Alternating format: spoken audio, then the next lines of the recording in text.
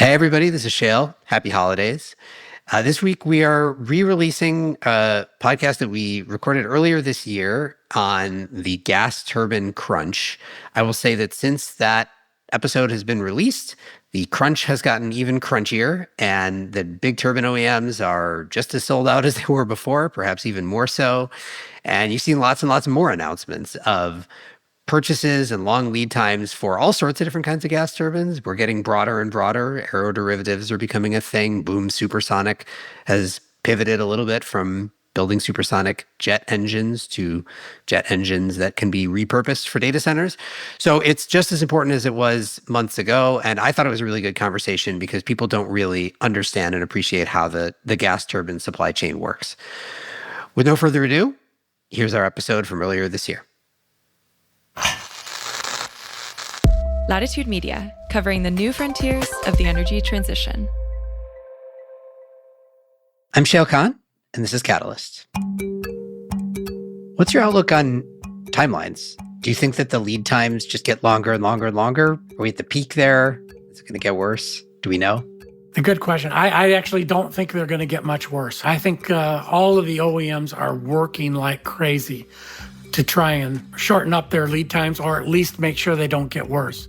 Coming up, it's due time we talk about the gas turbine market.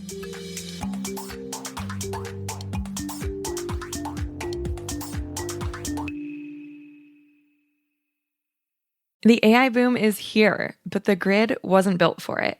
Bloom Energy is helping the AI industry take charge. Bloom Energy delivers affordable, always-on, ultra-reliable on-site power. That's why chip makers, hyperscalers, and data center leaders are already using Bloom to power their operations with electricity that scales from megawatts to gigawatts.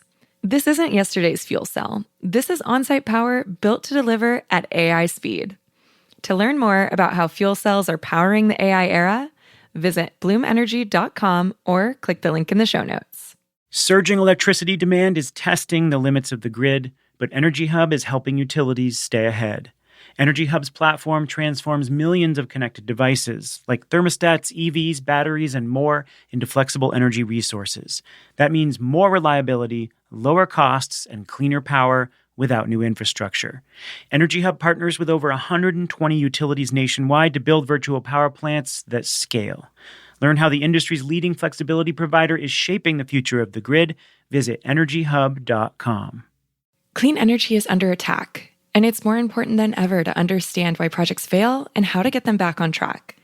The center-left think tank Third Way surveyed over 200 clean energy professionals to answer that exact question. Their newest study identifies the top non-cost barriers to getting projects over the finish line, from permitting challenges to NIMBYism. To read Third Way's full report and to learn more about their PACE initiative, visit thirdway.org/PACE or click the link in the show notes. I'm Shayle Kann. I invest in early-stage technologies at Energy Impact Partners. Welcome. So it's a good time to be in the gas turbine business.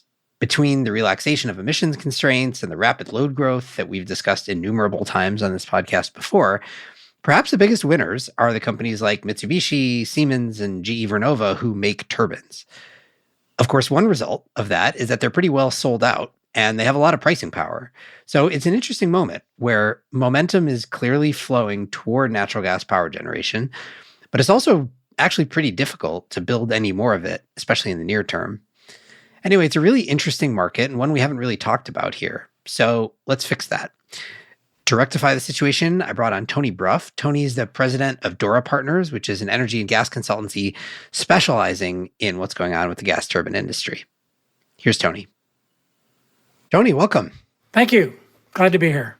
I want to start by you giving me a little bit of a recent history lesson on the gas turbine market. How has it been developing over the past, I don't know, you tell me what the relevant time frame is, but couple of decades? Oh, that's a good question. I mean, there's been a lot of dynamic change over the last few decades. It used to be in the 70s and 80s, there were pretty much just two major OEMs, General Electric and even Westinghouse at the time, now owned by Siemens. But really the number of OEMs have gravitated towards three major OEMs, MHI, Mitsubishi Heavy Industries, Siemens, and General Electric, or now it's GE Vernova.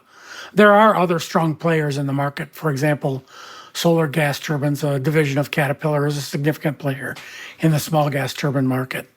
So how's it changed? It's really evolved, not just in terms of the OEMs, but also there's been, several, I'll call them bubble periods. There was a big bubble period in 1999 through 2001, and then the market basically fell off a cliff, and it slowly built back up to a really good set of years back in 2012, and then it kind of fell off again.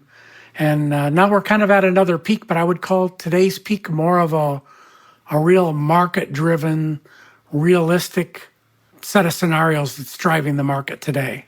That's interesting that you say that. I mean, because I knew it was characterized historically by these sort of boom and bust cycles. And I think we've seen this in other sectors in the electricity market as well. We've talked before on this podcast about transformers, for example, where you have these very long lead times. And one of the reasons that there are still such long lead times is that transformer manufacturers have gotten burned in the past by building out more capacity and being oversupplied into a market that turned out to bust. And I had a sense that there's kind of a similar dynamic in the turbine world. But it sounds like you're saying this one seems like it's different. What drove those bubbles that then burst in recent history in the market? Was it overexuberance about new gas generation build that just didn't come to fruition, or something else? No, there's actually several different dynamics, and that's a really good question. If you go back to that first big bubble back in 98 through 2001, that was really being driven by an artificial demand created by Enron. I mean, they clearly were sending artificial signals to the marketplace that were driving up the cost of electricity significantly in several regions of the country, California, Texas, and other areas. And that was also right around the same time that deregulation was coming into play. So those two factors created a lot of panic in the marketplace. And keep in mind, large utilities in the 60s and 70s, everything was regulated. So they were pretty much just, they only built when they could get the public utility regulators to approve investment. But as deregulation came into play,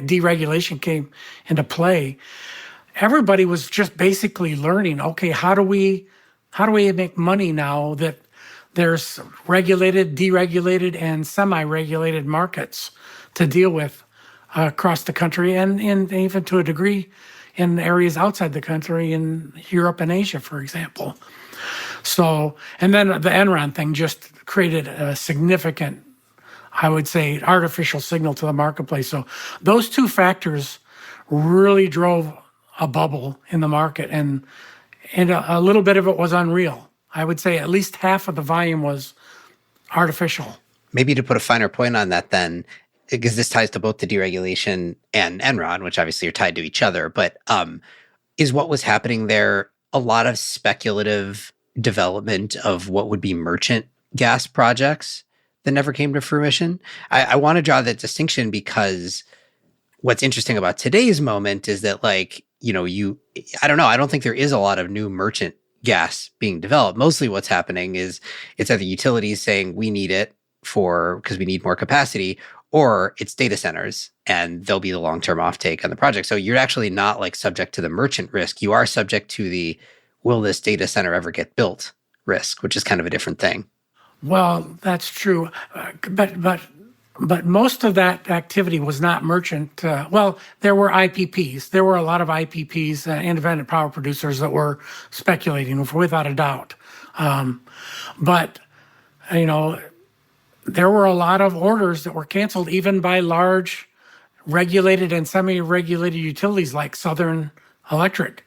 They had a huge set of orders, and a lot of that stuff had to get either canceled or bought and then resold on the marketplace. It was a real disaster for everybody when the bubble burst.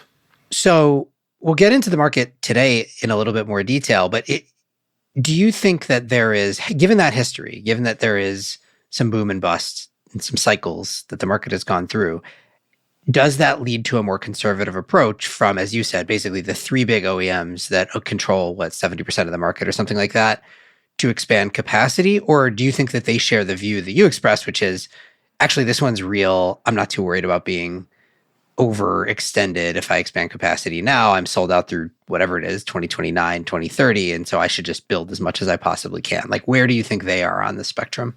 Yeah. Well, I think there's guarded optimism, very guarded optimism. I mean, certainly all of the OEMs are investing in the future for new production capabilities, particularly Siemens and General Electric, or GE Vernova, I should say. The other thing to keep in mind is about half of the gas turbines that's ordered in the marketplace aren't even for the electric power utility market. They're for the oil and gas market. And so all of the supply chain that's feeding those three OEMs and others are also competing for supply chain resources going into the oil and gas market.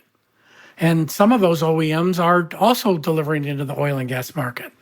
So there's a lot of interesting dynamics going on, and it's important to look beyond just the power generation or the utility sector when you think about what's happening in the marketplace.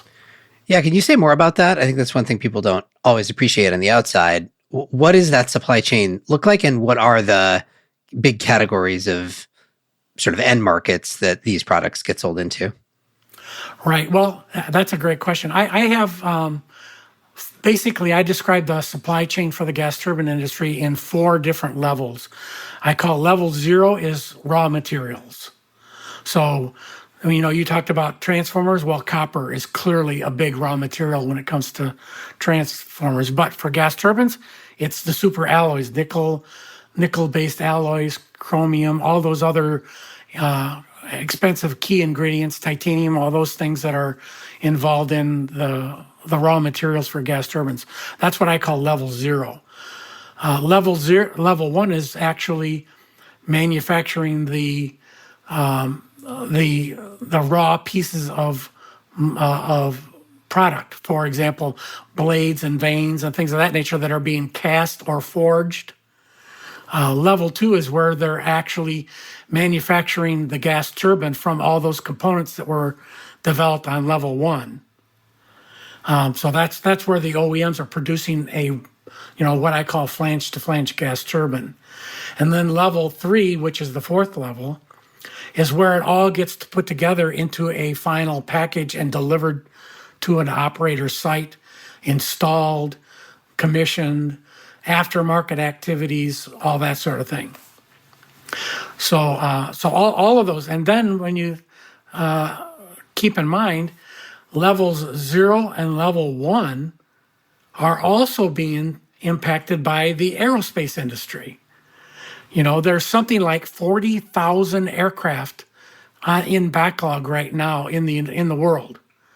Well, guess what? All of the same level 0 material suppliers and all the level 1 forgers and casting shops and things of that nature in what I call level 1, they're all supporting the aerospace industry at the same time.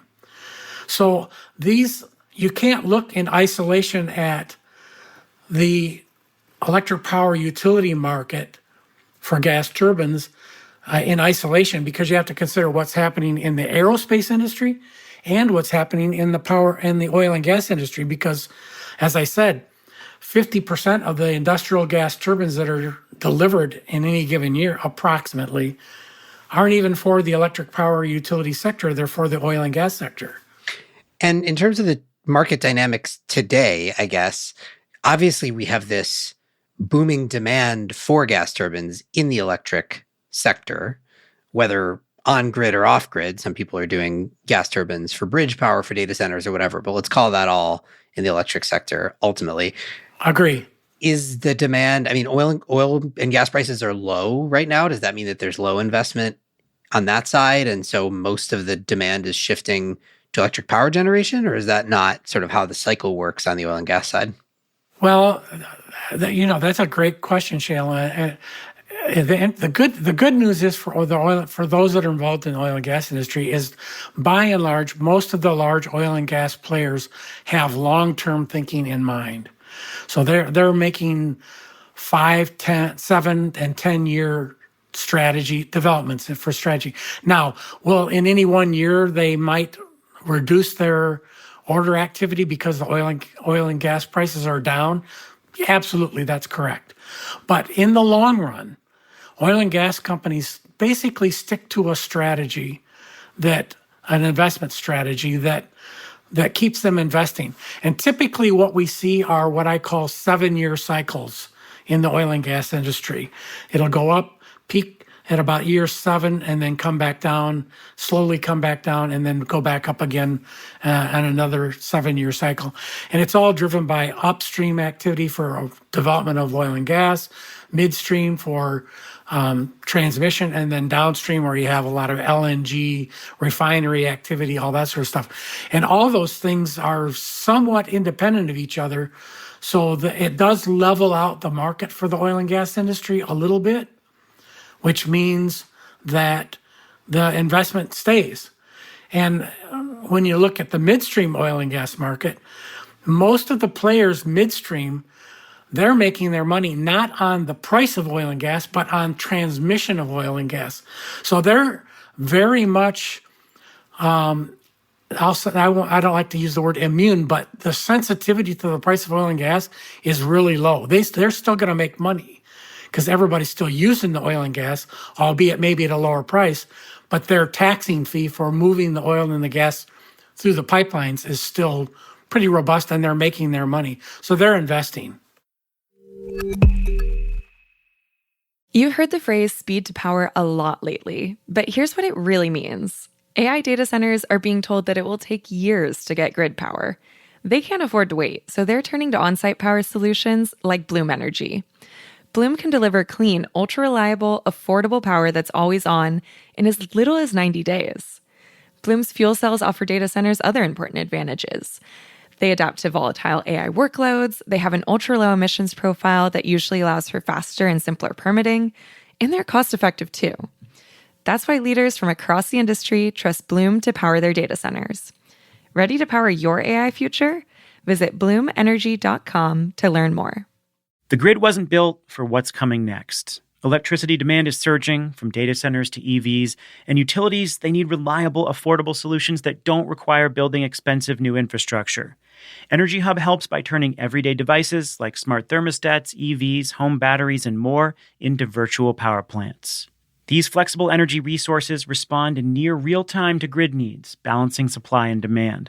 Plus, they can be deployed in under a year and at 40 to 60% lower cost than traditional infrastructure. That means more reliability, lower costs, cleaner energy. You can't get much better than that. And that is why over 120 utilities across North America trust Energy Hub to manage more than 1.8 million devices. Learn more at energyhub.com or click the link in the show notes. Do you ever wonder why it takes so long to get clean energy projects up and running? Do you have permitting reform on the brain? Are you NEPA reform curious? The new PACE study from Third Way pinpoints the non-cost barriers that stand in the way of clean energy deployment and keep new solar and transmission projects in limbo. They surveyed more than 200 industry professionals to understand what's slowing down deployment and offer practical solutions on how to fix it. To read Third Way's full report and to learn more about the PACE initiative, visit thirdway.org/PACE. I want to talk about, I guess, two primary things with gas turbines in the market, particularly for electricity generation, which is where I spend a lot of time right now. One is timeline, and the other is price, right? And so, we hear a lot right now in the news about both of those things. On the timeline side, we hear about folks like GE Vernova being sold out through 2029 with an order book behind that. That sort of, they can sell as much as they can build, at least at the moment, it seems.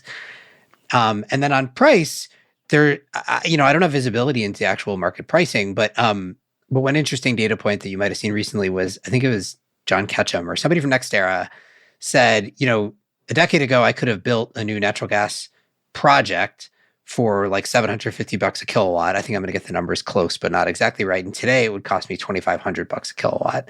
I don't know how much of that is the turbine itself, but I'm interested in the relationship between how long it takes to get new turbines and how expensive they are becoming. Yeah, good question. That 750 was for a combined cycle plant. And I think the 2,500 is a bit aggressive. But it's definitely up around 30 to 35% over the last 5 years. The price is definitely up. I track all of that very, very closely. And is it purely a supply demand thing? Yes and no. I mean, again, raw materials at level zero, raw materials are up everywhere. Even before all of the tariffs come into place, you were seeing demand on aluminum, nickel-based alloys, titanium. All of these things are all interrelated. Again, I'm coming back to the aerospace industry. When you've got, the aerospace industry, ordering 40,000 aircraft, that's at least 80,000 gas turbines. So, and they're all drinking from the same supply chain. So for the most part. So no, it's not just supply and demand. It's also being driven from, it's of course supply and demand is related to the cost of raw materials. So I don't want to discount that, but certainly raw materials is a big part of it. And if you look at some of the U.S. government's tracking of producer price indices on all of these different elements, you'll see a pretty significant bump in the last 3 years that is very indicative of what you and I are just talking about.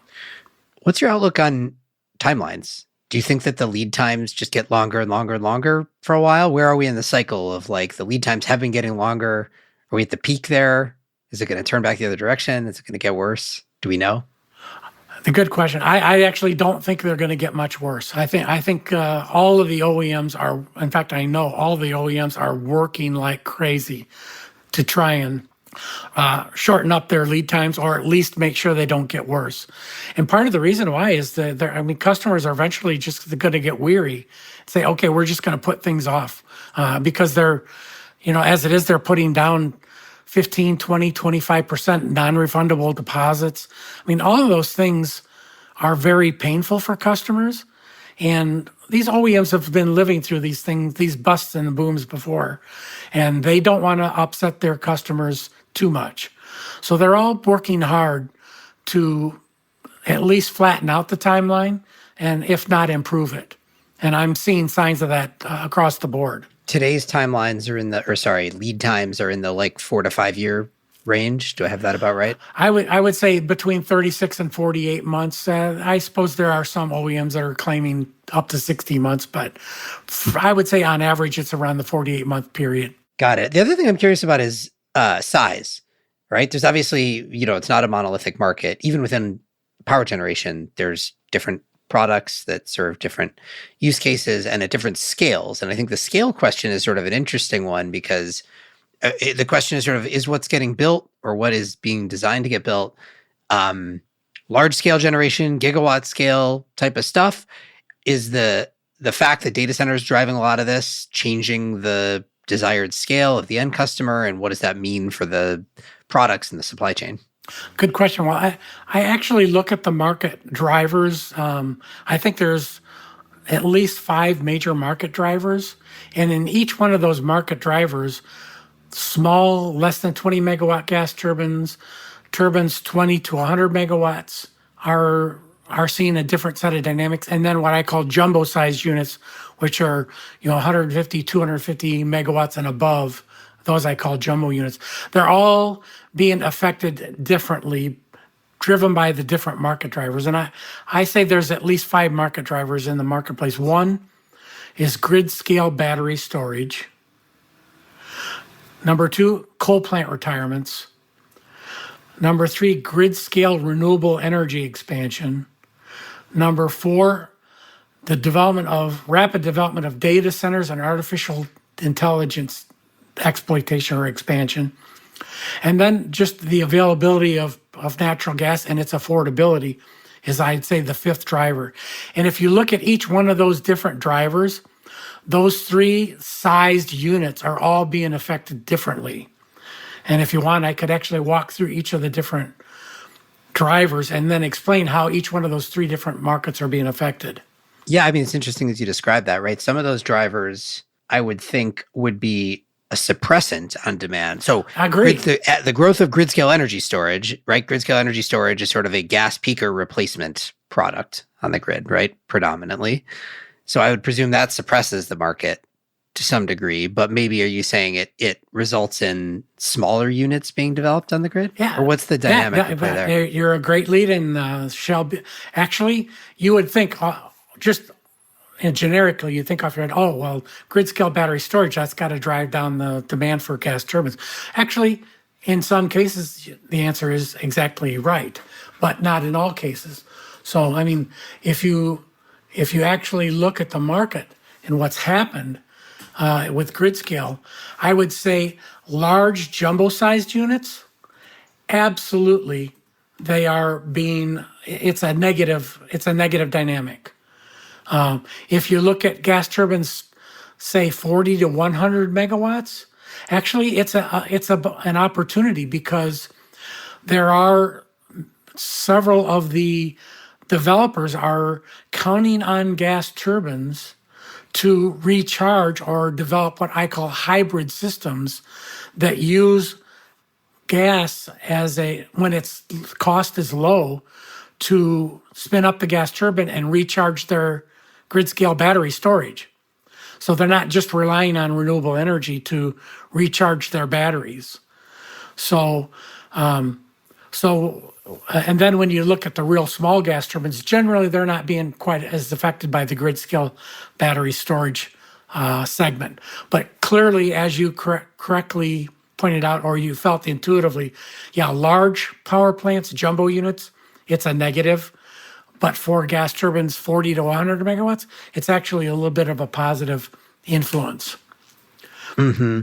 And then I imagine, right, coal plant retirements, big projects coming offline, presumably get replaced with big assets, at least if you're trying to do one for one. So I assume it's that is all things equal a positive signal for larger scale turbines. Yeah, for coal plant retirements, it's really for all three segments, the less than 20 megawatts, the 40 to 100, and the large jumbo. It's a positive influence, but mostly for the large jumbo units. But interestingly enough, you see a lot of mobile power and peaking units being installed as support for the grid where coal plant retirements are occurring.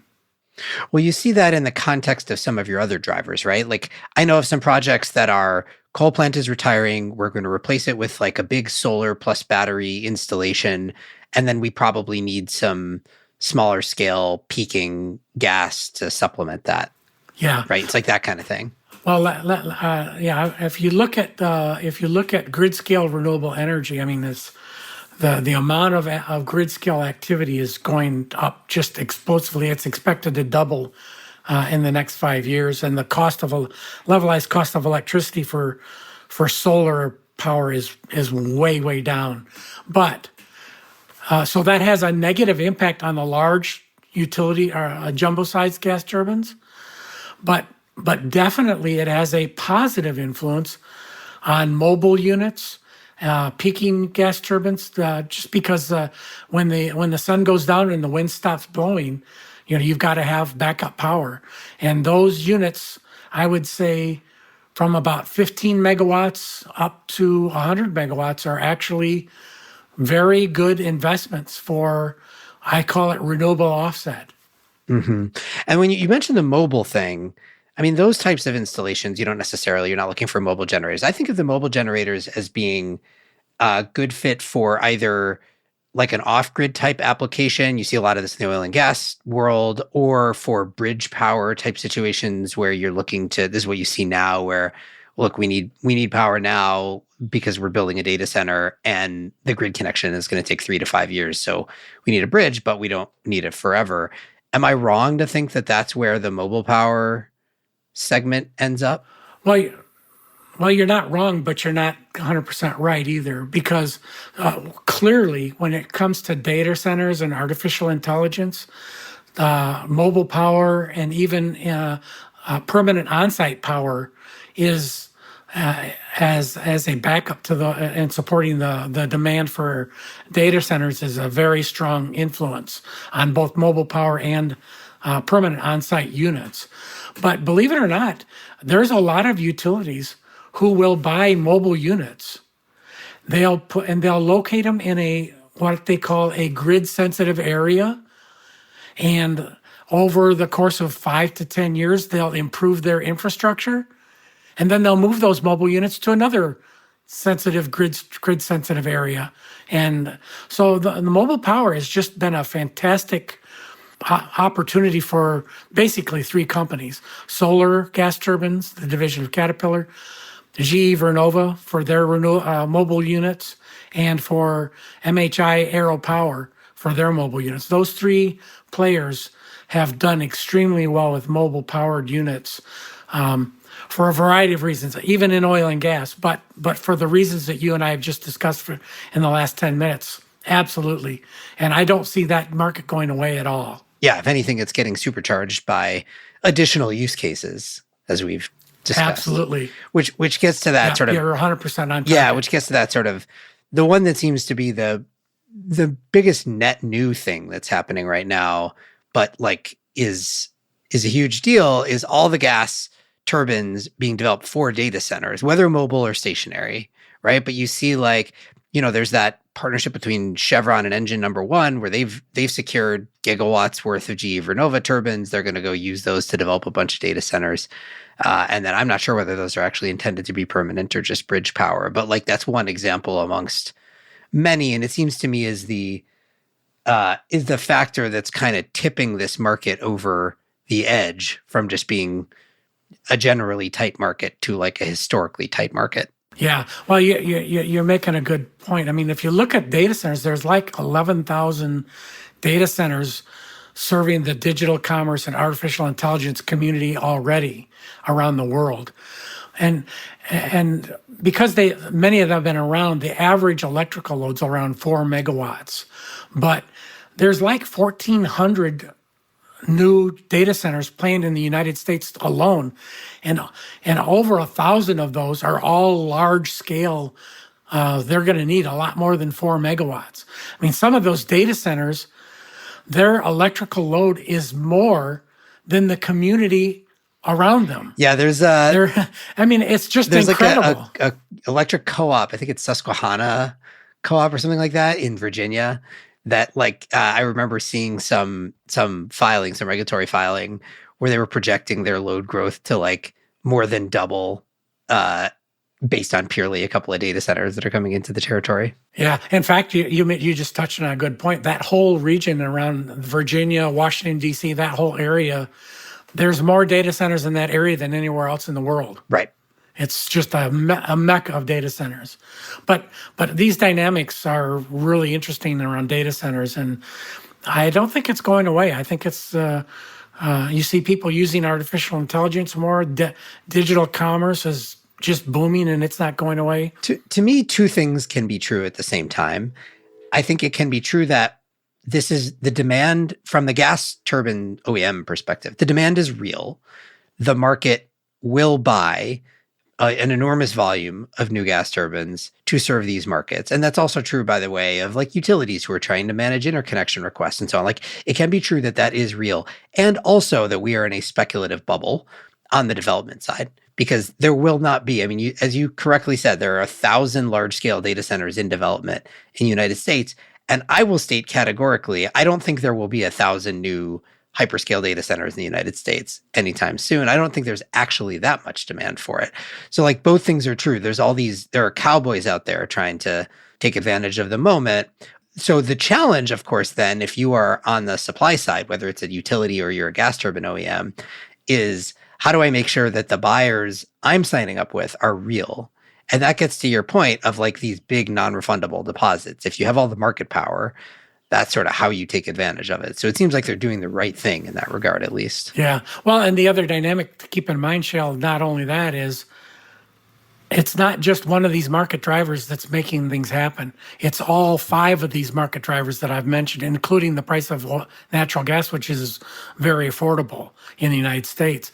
So when you combine all of these what I call market drivers, it creates a situation where these OEMs are relatively comfortable building out a supply chain strategy to support the market, because they're not just relying on one dynamic.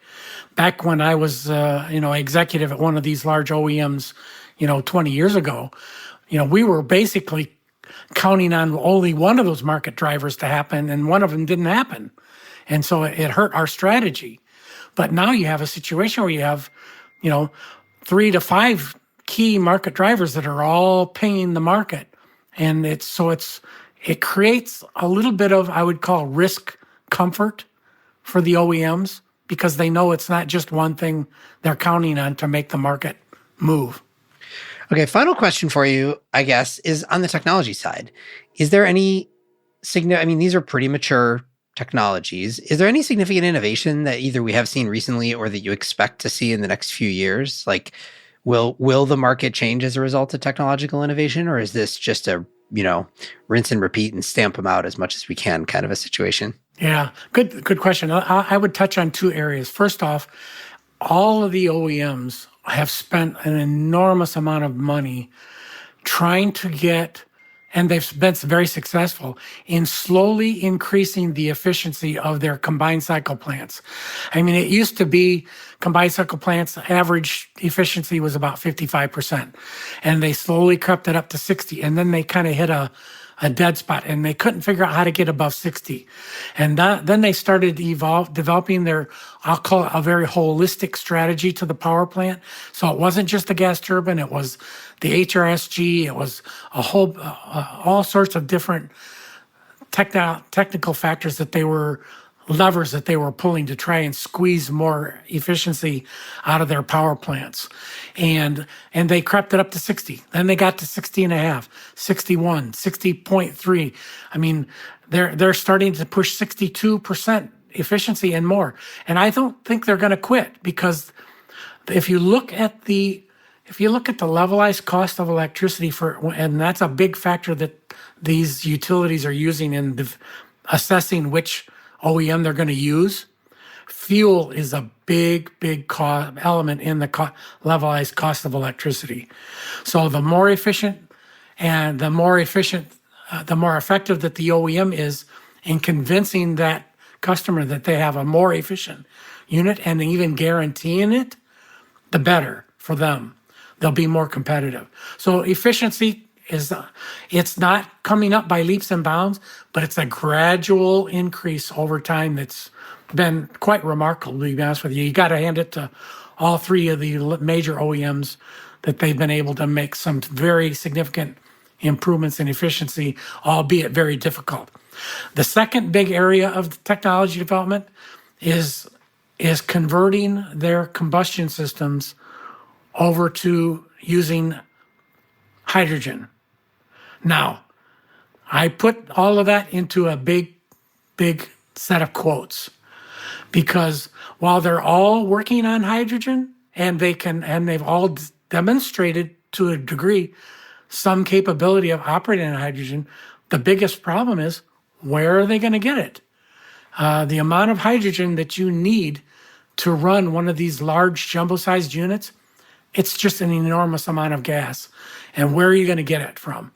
So while they're all spending a lot of money and their engineers are working very diligently and doing some fantastic development, I have some doubts as to whether the market will actually see a significant increase in purchases of gas turbines that actually are using hydrogen. But clearly they're all working on it. Yeah, it's a the bet is if we build it, they will come. If we build hydrogen-ready gas turbines, then the market will show up for them and the hydrogen will be there. And of course, it's a dynamic market for hydrogen at the moment. So we'll find out whether that plays out well for them. But good point on efficiency. It's like a steady grind, but it adds up a lot over time. Yeah. Tony, this was awesome. Really appreciate the time. Thanks so much for joining. Thank you. Tony Bruff is the president of Dora Partners, an energy and gas consultancy. This show is a production of Latitude Media. You can head over to latitudemedia.com for links to today's topics.